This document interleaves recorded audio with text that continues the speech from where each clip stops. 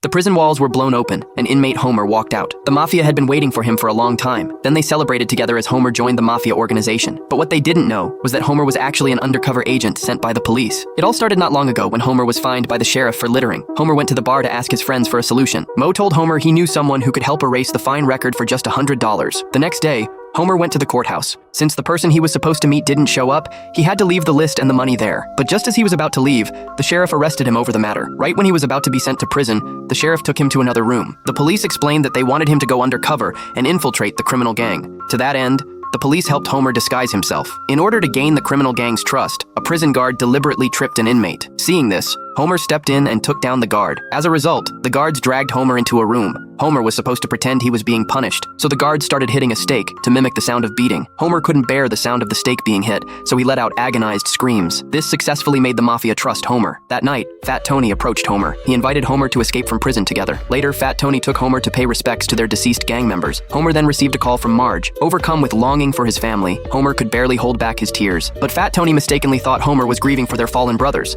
so he gave Homer one final test: to burn down Moe's bar. Just as Homer was about to carry out his plan, Moe accidentally blew up his own bar. This made Fat Tony fully trust Homer. Thus, Homer officially joined the mafia. Fat Tony decided to take him on a big job, but their conversation was intercepted by the police. With Fat Tony about to carry out the criminal operation, Homer didn't want to betray Fat Tony's trust. He advised Fat Tony to get out of there quickly. This strange behavior made Fat Tony realize Homer was an undercover agent. How could you, Nicky? I would have given you everything. In the end, Fat Tony was so devastated that he had a heart attack and died. Homer held Fat Tony in his arms and burst into tears.